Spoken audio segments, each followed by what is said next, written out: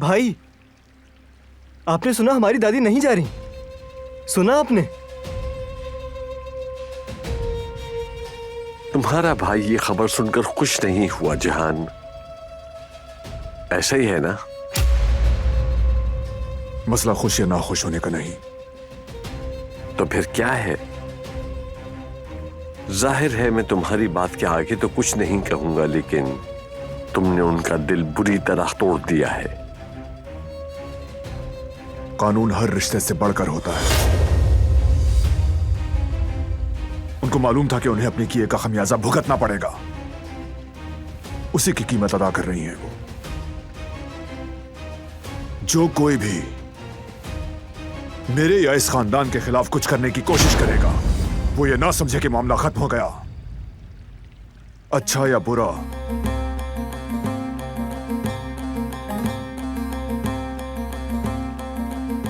जल्द या बदेर, हर किसी को अपना हिसाब चुकाना होगा। कोई फरार मुमकिन नहीं।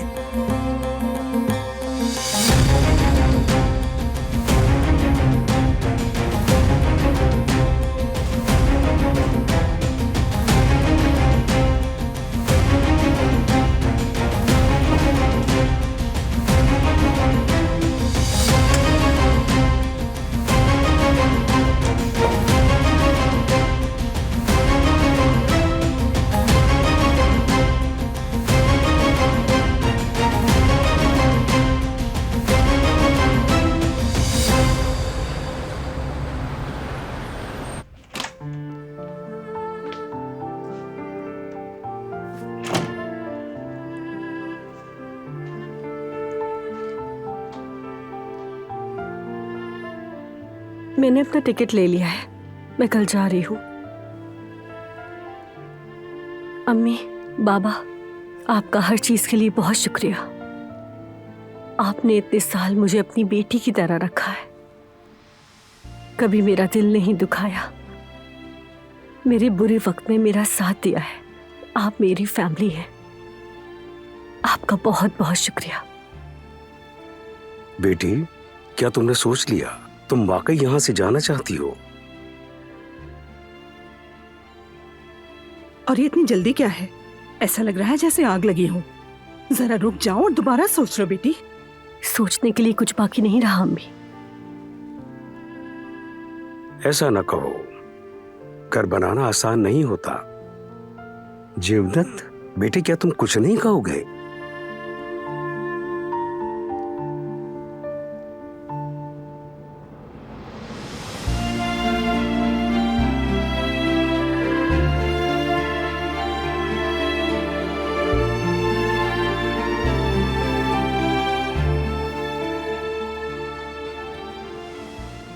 कुछ भी कहने के लिए बाकी नहीं रहा बाबा।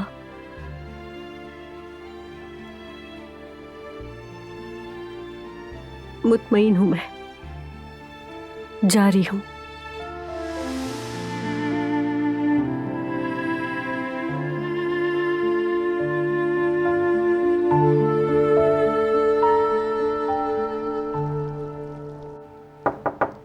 आ जाएं।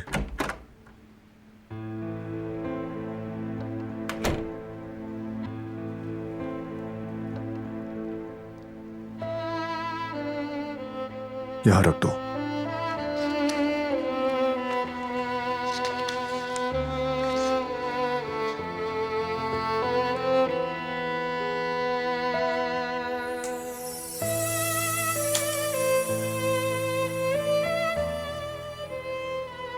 तुम मुझसे नाराज हो, होना भी चाहिए।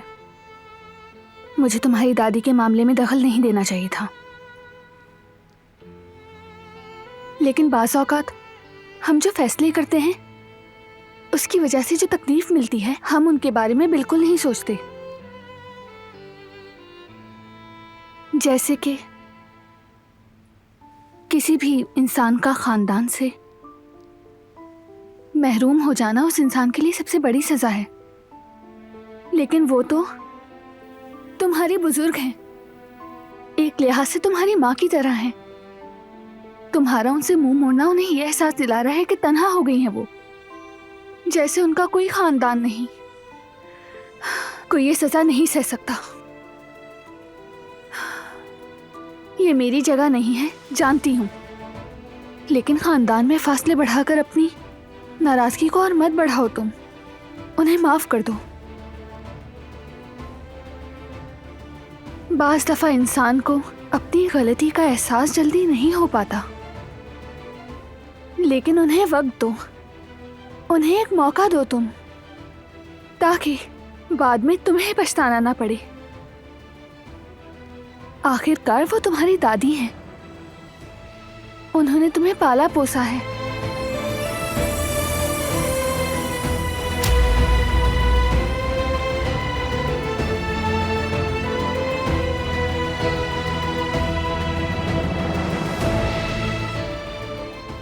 बचपन में एक दिन दादी जान ने हमारे एक मुलाजिम को एक छोटी सी गलती की वजह से निकाल दिया था। मैंने उनसे इल्तिजा की कि उसे माफ कर दें। उनके कदमों में गिर गया था। उस दिन उन्होंने मुझे कहा था, हर गलती की कीमत चुकानी पड़ती है। वो कीमत अदा होना जरूरी है ताकि इंसान सबक हासिल करे और दोबारा वो गलती करने की जसारत ना करे।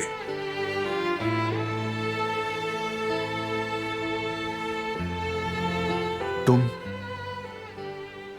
शायद दरिया को माफ कर सकती हो, लेकिन मैं, चाहे तो अपना हो या फिर कोई पराया, मुजरिम को कभी माफ नहीं किया करता। लिहाजा वो सजा भुगतेंगी, कीमत जो भी अदा करेंगी वो।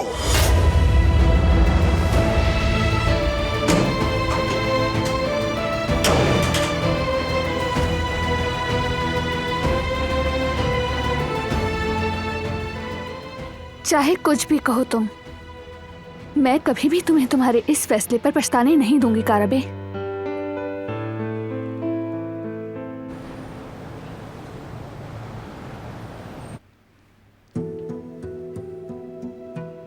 तो क्या हम बस यूं ही खामोश बैठे रहेंगे सईद? हमें कुछ तो करना ही पड़ेगा। हमने अपनी जिम्मेदारी पूरी कर दी है हनीफा। अब हम और क्या कर सकते हैं? अब आगे का फैसला इन्हें खुद करने दो। फैसला उन दोनों पर छोड़ने पर बात कहाँ तक पहुँच गई? देखा नहीं, उस लड़की ने तो टिकट भी खरीद लिया। हम यूं ही खामोश तमाशाई बने रहेंगे? सईद, क्या कोई हल नहीं है इसका? हनीफा, वो अपनी रजामंदी से अलग हो रहे हैं, हम क्या कर सकते हैं?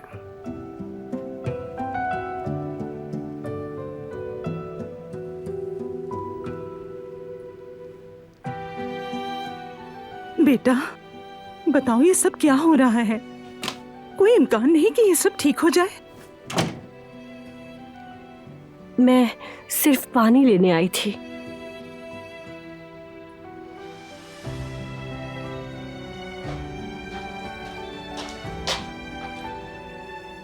अच्छा, मैं जा रहा हूँ। लेकिन इस वक्त कहाँ जा रहे हो? दम घुट रहा है मेरा, ताजी हवा में जा रहा हूँ। अरे तुम रुको हनीफा, उसे जरा पुरसुकून होने दो। अकेला रहेगा, समझ जाएगा। शाबाश है बेटी, तुम खुश हो गई अब? अपनी जिद की वजह से तुमने नतीजा देख लिया। जिद पकड़ ली थी कि बच्चे के बगैर नहीं रह सकती। ये क्या किया तुमने? ये इतना मुश्किल था तो तुम कह देती हमारा बच्चा नहीं हो सकता, तो कह सकती थी कि कोई बात नहीं। देखो क्या हाल कर दिया। तुम्हारी वजह से सब परेशान हैं। सोचो, जबेरिया हद ही कर दी है तुमने तो। ठीक कहा आपने, ये सब मेरी ही गलती है, लेकिन फिक्र मत करें, आप सब मुझसे जल्दी छुटकारा पा लेंगे और सुकून का सांस लेंगे।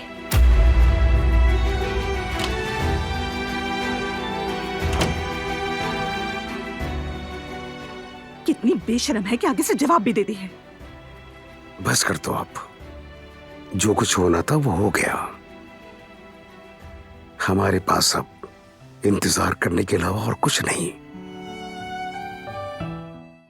वो कहानियां अधूरी जो न हो सकेगी पूरी, उन्हें मैं भी क्यों सुनाऊं, उन्हें तुम भी क्यों सुनाओ।